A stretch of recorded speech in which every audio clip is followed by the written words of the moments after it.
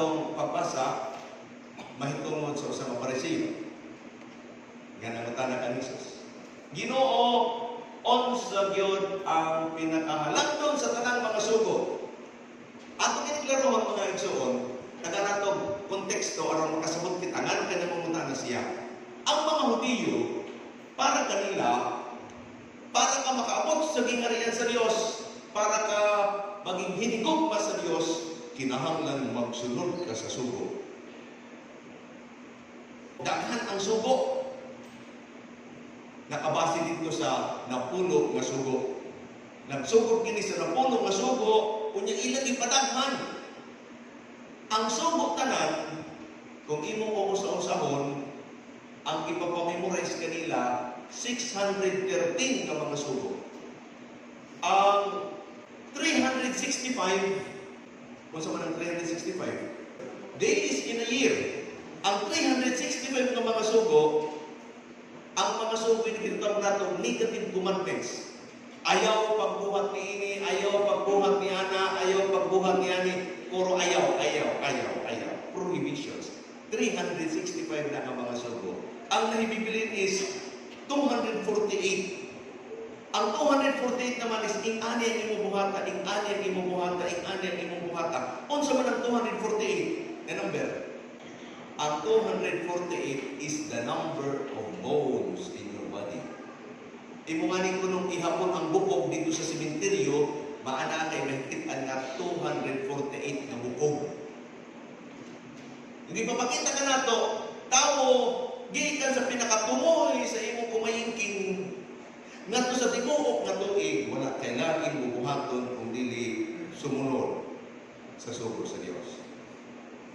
Mao nga ang mga Parisiyo, memoryado kining tanan, gitutuman ang tanan, gikan ngadto sa paghugas sa kaldero, paghugas sa baso, paghatag og limos, basta mabuhat na nila.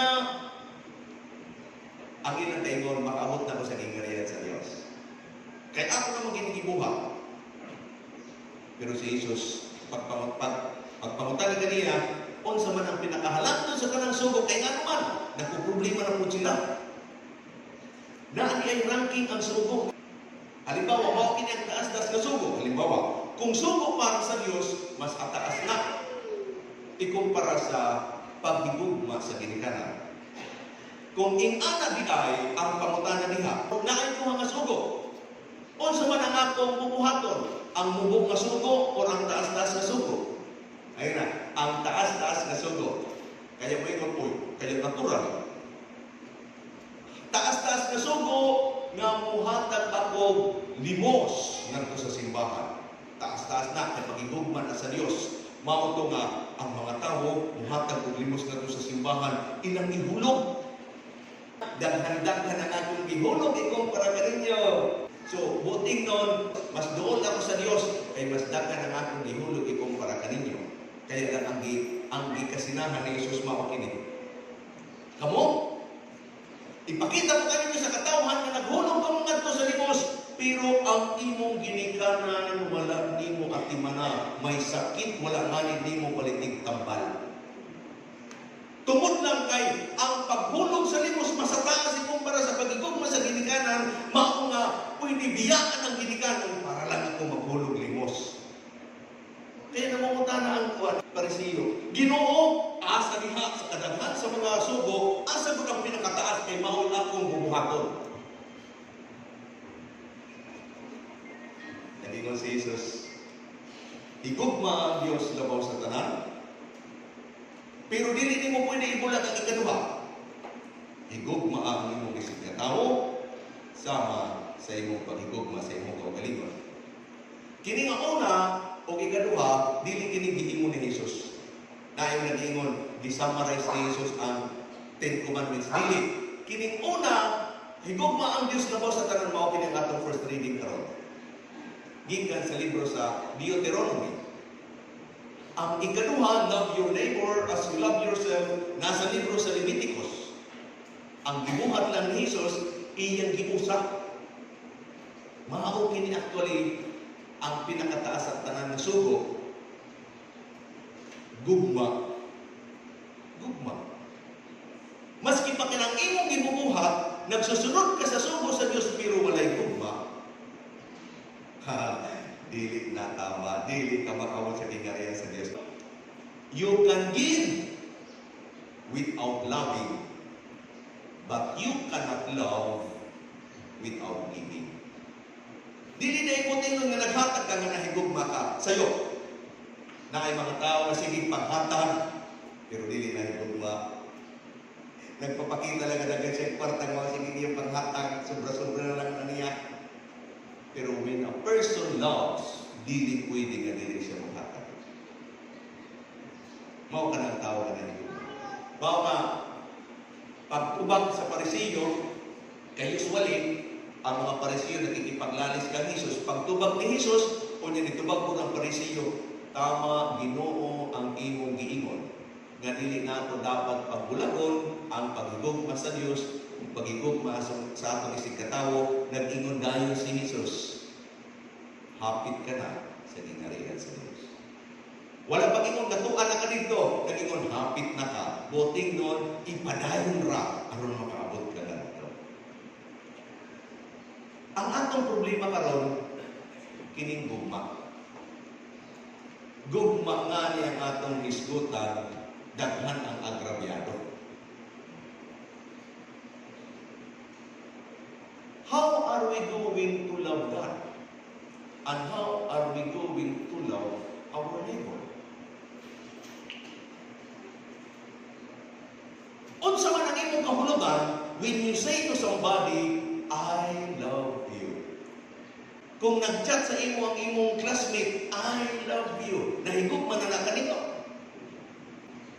Daghan kita mga love song kuno. Unsa man ang content sa love song? Unsa gyud ang tama nga love song? Ang love song may tungod sa sana galawa ang puso ko. Love song ba yan?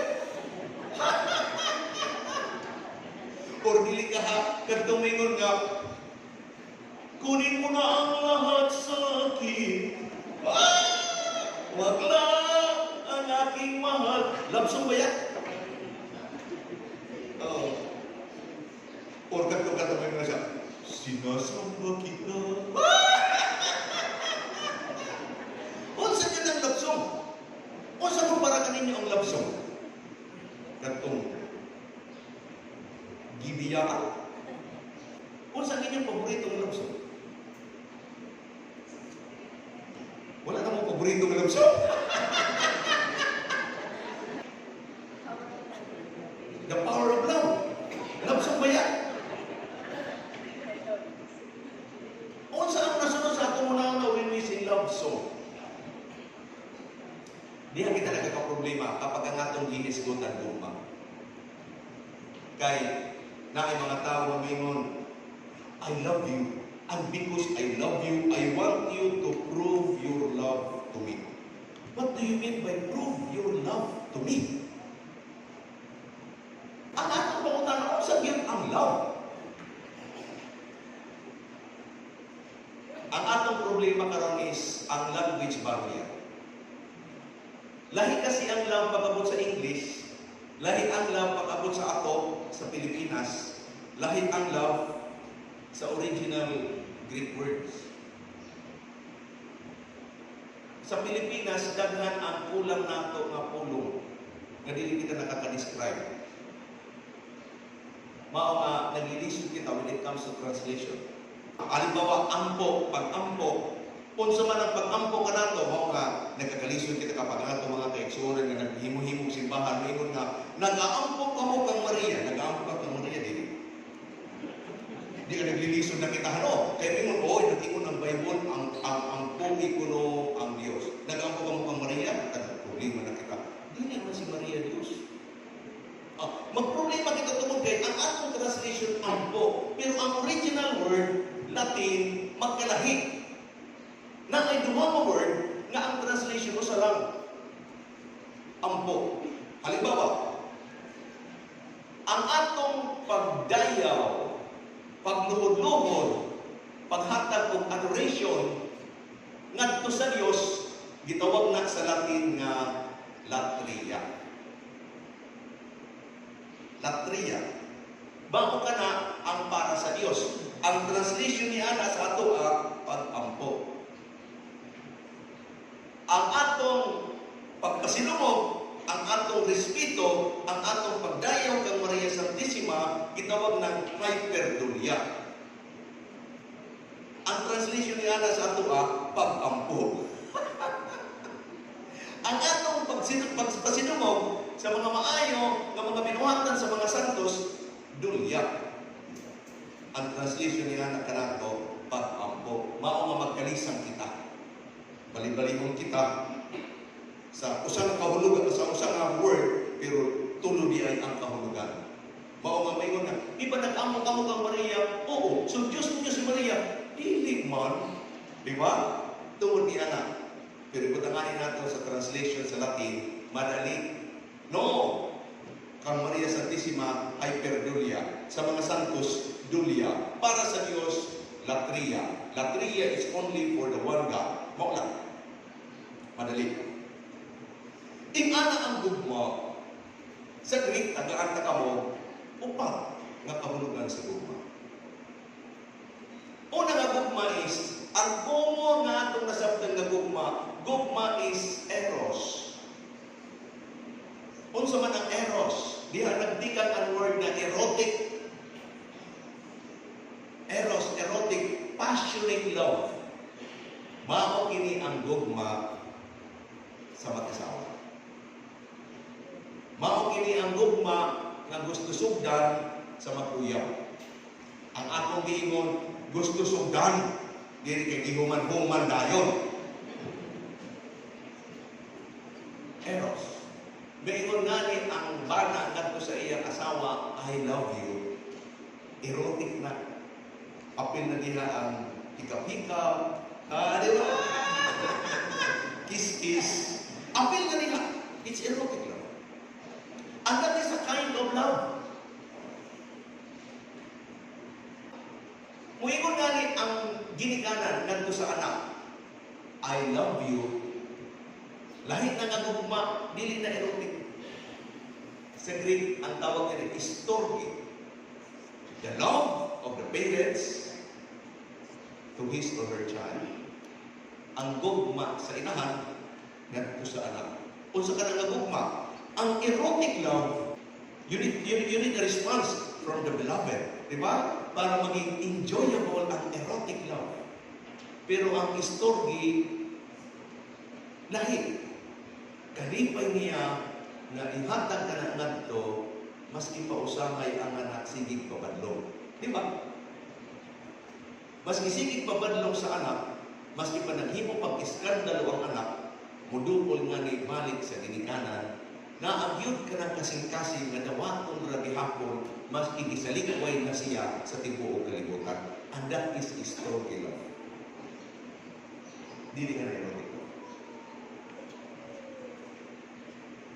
Na ay gugma sa higala, sa friends, sa atong kasi, ang tawag niyan is filial love. Buingon ka nga sa imong barkada, kami, muraming magsuod, nagtitinabay kami, naghihigugmay kami, filial love. Filial love sa barkada, sa atong isikatawa, that is filial love. Pero naay ikaupat, ang ikatawag natong agape love. Kung sa man kanang agape, kanang, you just simply love without expecting any return. Para kanako, ang madaling katulad explanation niya, ang agape is, nahigugma ka tungod kay naatay kasing-kasing. Nahigugma ka and you want to express that love. Halimbawa, na ay estranghero nga niabot sa Tukdaw. Tapos niagi sa inyong balay. Nagtingon, mana, naamoy pagkaon diha, gigutom na ko. Tulo na ko kaadlang mawala mo kaon. Unya, itagan ka nga to sa inyong kusina, imong gisilbihan ang estranghero. Ang pagsilbi, ang pagpakaon, ang pag-atiman is a sign of love. Mao nga ang asawa pakaunon ang iyang bana. It's a sign of love. Ang ginikanan, pakaunon ang anak. It's a sign of love. Karon imong gipakaon ang estranghero. What kind of love is that? Is that erotic? Dili. Is that filial? Is that tuan? Is that isdog love? Dili. Tungod kay dili ka, imong gipapakaon ang estranghero, maski dili mo kilala, maski wala kanimo maghatag, walay reciprocation of love, maski maayo siya nga tawo, kauntan siya nga tawo, you don't care, buhatag na ka, tungod kay naatay ka sa kinasan. Ang mga gihatag. And that is love. That is agape. Mao ka na ang Diyos. Nagigugma ka na to, maski ang tao, walay malusi ang Diyos sa iyang pagigugma. Padayon siya na nahigugma sa tao because God is love. Mao ka na kitawag na to. Ang gugma sa Diyos is agape. Mga kaigsunan, what do you mean when Jesus said, love God above all things and love your neighbor as yourself? He is not talking about erotic love. He is not talking about filial love. He is actually referring to agape. Unsa ang common thing diha sa atong upat na dimension? Na you can truly say that the person is loving. Unsa gyud ang pinakaunod sa gugma? Ang pinakaunod sa gugma is sakripisyo. Halimbawa, ngadto kita sa filial love, gugma sa kaibigan, sa higala, nakakitay saying sa Tagalog na nag-ingon. Ang tunay na kaibigan sa gipit na susubukan. What is the true measure of love? Gipit, sakripisyo, kanang imong higala nga andam kaubanan, andam magsakripisyo para kanimo, siya ang tinuod nga higala. Siya ang tinuod nga nahigugma. Katong higala ra nimo kung naay tuba, dili to higala, kwanto bagang.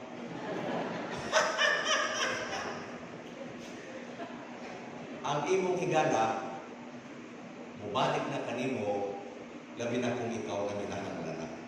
Ngadto kita sa erotic love.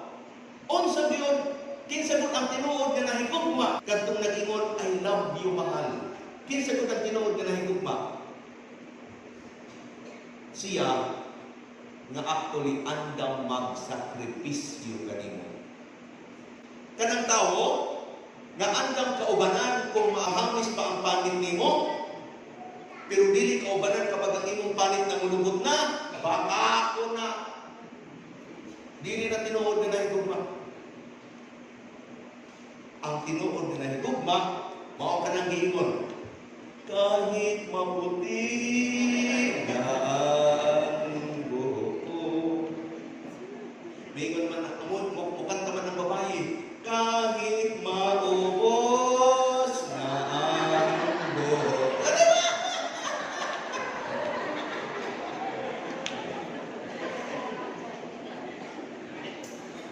Siya actually ang tinuod na nahigugma. Mingon nga niya ko sa katawo, I love you. And I want you to prove your love to me. Baka ko na. Nga naman, tungod kay ang gugma is giving of ourselves for others. Dili ka nang makakuha kita gikan sa ulang. Maingon ka nga ni, prove your love to me. Gihihimo niya niyang kaulingong Ginoo. Higugma ako. Magsakripisyo ka, mag-i-enjoy ako. Mao ka na ang kahulugan sa prove your love to me. Sakripisyohin. Mag-i-enjoy ako. Ang tinuod ng gugma, kanang andaw magsakripisyo.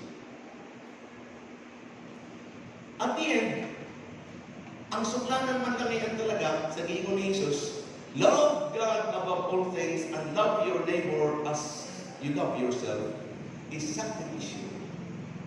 Ang tinuod na gugma mo nga may mo permit, labi na ko kini nga mga kadalagan, ayaw yun kamong kukuban sa lalaki nga dili nga andam sakripisyohan. Kaya ang tinuod nga gugma, andam magsakripisyo. Kaya imo nga ning ubanan ang lalaki nga dili ka andam sakripisyohan, ikaw ray magsasakripisyo. Ingana ko ng lalaki, ayaw ubanin ang babae nga dili ka andam sakripisyohan. O nga na mga tao, mayroon nga, hindi na kita mahal. Kaya siya nag-ingon, na di katapusan ng gugma. Ang gugma, walay katapusan.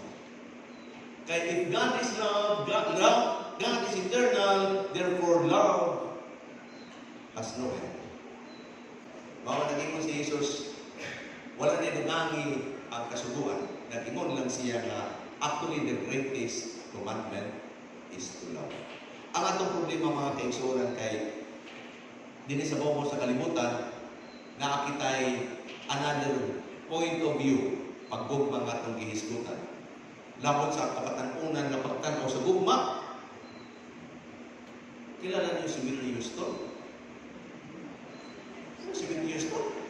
Ang singer, nagpauso ka na, gipalakpakan sa kalibutan. Kay maayo ko ng iyang kanta nga nag-ingon, the greatest love of all is easy to achieve. Masama ko ng greatest love. Learning to love yourself is the greatest love of all. Para kung Whitney Houston.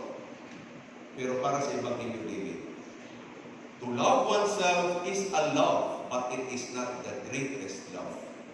The greatest love, if you can lay down your life. Kung andam ka magsakripisyo, maski paihatag din ang imong kinabuhi para sa iligugma, and that is the greatest love. Dili ka nang higugma o ng imong kaugalingon, kaya isa ba dili magigugma sa kanyang kaugalingon? That is a kind of love, but it is not the greatest love. Mao binang ipapatungko ka nato ni Jesus. Mao nga dapat ang atong gugma nang i-develop kapag tikatapos na kita atuloy may kikita nato nga wala man di ay kuan, wala man di ay mas importante pa kung dili ang tinuod nga gugma, pagsakripisyo. Wala ang bata, unsa ang gugma para sa bata, ang gugma para sa iya kung siya makadawa. O kanang gugma para kaniya mag-enjoy siya. Ma-express niya nga to sa iyang crush. Mao ka ng gugma para kaniya. Pero nag-iedad ka na ngani, moingon ka nga, dili man na maoy gugma. Dili man. Labi na kay kung nangungulubot ka na, dili man ay mao ang gugma. Andam magsakripisyo.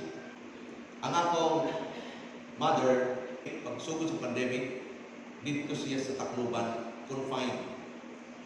Nagpo-problema nga mong mga igsuon kay kung maabtan mig sa pag-lockdown, maglisod sila, mao nga ang ilang ipaningkamutan, madala nga to sa Manila. Ito ang dito ang akong igsuon nga nurse, nagtatrabaho sa ospital, maatiman ng karon. So dinhi ang problema kay sige fluctuate sa iyang mga laboratories, then nagtitikay na hinay, nagtitikaluya, dili na usahay mo kaon, dito ko sa kaibigan na sa sige, chat na ako sa akong mga igsuon. Tapos sa ay private message ko sa akong mga igsuon. Lumen, dili ka mo bisita sa imong anay. Usahay ra ba ipapangita kaniya. Kaya para may nahimulag sa ilaha dito. Sige na nilo, giya papangita ka ra ba? Asa ang akong anak nga pare? Asa si Lemuel? Nag-ano nga? Dili man ko mag-reply. Pero pagkapagingo sa akong pagwang, Lemuel, ang latest nga laboratory, murag di maayo ang result. Basi kinahanglan sa tulanahan nimo ang imong inahan.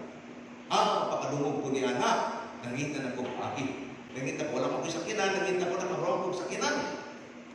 Tingog ko, madali lang kay, dili ko pwede lagi maabtan gabi, nagsusulong ko magbiyahe, niya delikado ang mga panahon, kung kay pahapit ng lockdown. Sulok mo ito biyahe sa Tacloban. Lunch time ko ninakaw. Hapon ako niya abot na ito. Pag abot na ako dito, tawag ko na yun sa ako. Mother, Mami! Ito. Kapag oh, naanangin mong anak. So, pagtanaw niya sa ako, nalimpay siya dayon, pero maluya lang. Hindi siya makalingkod. Anyhow, taon-taon, kung ano man, ang buwan ka, santulanahan ko ikaw, na gusto siya. So, ako na yung santulanahan. Taon-taon wala tayong kumulakaw, kay natural kayo. Mag-uul pa yung tao ng atong inahanin, nilakaw kita tayo. Gabi na, gusto na ako biyahe. Tingnan ko sa ako mga igsuon. Mula ka na ako, kaya nagsusunod ako niya gabi, ipapon. Delikado na ba ang panahon karon?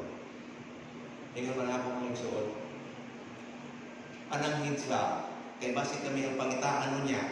Ano kay wala ka mananghin. Sumaw ito, ako yan. Kumulakon ako. Tapos, pag-abot ako dito, pag nagmata siya, tapos, nasa di sulti. Pag sulti niya, wala na akong maklaro. Sumaw ito, hinidukol ko. Tingnan mo, sa ako siyang gikapos, ako siyang gikuan, gikisa, niya akong, nasa di sulti ko sa, gidoon na ako nga akong dalugan na ito sa iyang pakpak. Iya, gigunitan na akong gamot. Tapos, nasa gihatag, pagtanaw na ako, 1,000. Tingnan siya akong nanay. Tingnan ko nila naman yung kinahanglan. Tingnan siya, papasahin. Tingnan ko, naaman ko sa kinan, hindi ko makinanglan mamasahin siya. Ang gasolina di ay. Ako na lang gidawat. Kahit, tingnan ko nga, hindi ko gusto magulang ako ginikanan. Kay kabalo mo, ang kalipay sa ginikanan, dili ka nang siyang makadawat. Ang kalipay sa ginikanan, kanang nakalipay siya sa iyang anak, na nakahakad siya. What is my point? Nagtitikadugay na nga kita sa bobo sa kalibutan, wala na yung mas importante ka na ito. Kung dili ka ng gugma, kanang tinuod nga gugma. Tanawa lang, ang akong inahan, nagsasakripisyo, nag-aantos, na ay sakit niya inaabat. Pero, maski pa siguro, kinabuhi na ang naadiha sa iyang kuwan.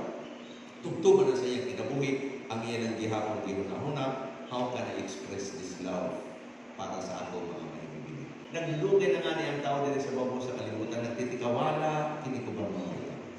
At the end, gugma. Mao kini nga, mantag nagtitikatapos kini nga itong kalendaryo, ang atong pangutana, how far did you love? Unsa ka sakripisyo na ay mga tao mo reklamo, grabe na ang akong pagsakripisyo, ang akong pangutana, ngano ka nagreklamo ka? Ang tinuod nga hinigugma, kalipay niyang magsakripisyo para sa iyang hinigugma. Ngano makalipay ang pagsakripisyo? Tanawan ninyo, na ay nga ni pagkaon, nakikita ng iyang mga anak na gigutom, mayroon ang nanay, sige na, pagbahinin na natin ninyo, busog pa ako. Ngano kay busog pa siya? Andam ako magutman, ang akong hinigugma, dili lamang magutom. Mao pa ng tinuod na gugma.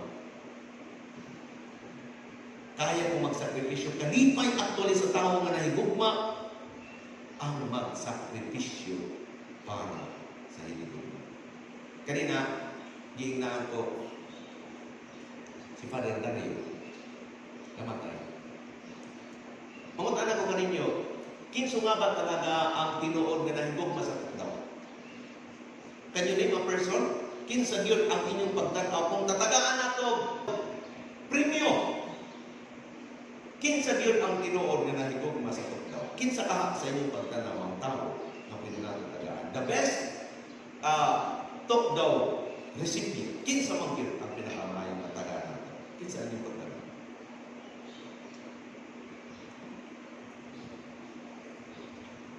Para ka na po, si Father Dario dili ka nagiri, taga-Bukid. Pero hindi siya nagsakripisyo sa Biliran Island. Nagkasakit siya, wala niya pilia nga mauli sa Bukid noon sa iyang pamilya. Hindi lamang siya gusto, kunya hindi po siya iglubo. Para ka na po, si Father Dario mas biliranon, ikumpara sa ipanganak sa biliran, pero dili gusto mag-istar sa isla. Nakuha na niya nga akong punto. Para kanako, si Father Dario wala relatives na. Dili siya ipanganak na. Pero iyang higugma sining lugar, dinhi siya nagpakamatay. Maski pobre ang sitwasyon. Unya dinhi siya gusto magpalubong para kanako mas biniraron siya ikumpara sa taga-biliran ng imong pamilya, pero dili ka gusto mag-star kay pobre ang biliran. Who is the best professionals nga gi-produce ang tuklaw? Who is the best doctor? Yang akong anak, the best doctor kay tuwa sa abroad. Consultant. Congratulations. He is the best doctor sa abroad, but not in Tuklaw. Kaya nga no, mas daghan ang mga nanginginahanglan na nagkakasakit. Dinhi ka na to. Nga kay gusto nimo pagserbisyuhan ang uban na tao. Tungod ba kay na ay dako na sweldo? And who really is the true lover? Mao pinanggingon ni Jesus. Ang pinakataas nga sugo sa tanan actually, if you're only ready to follow that, it is actually love. Kung ayaw kalimot, kanang gugma, it's not about the beautiful words na magawas sa ating baba. It is actually, unsa kadako ang imong gihatag na sakripisyo sa imong kasing-kasing para sa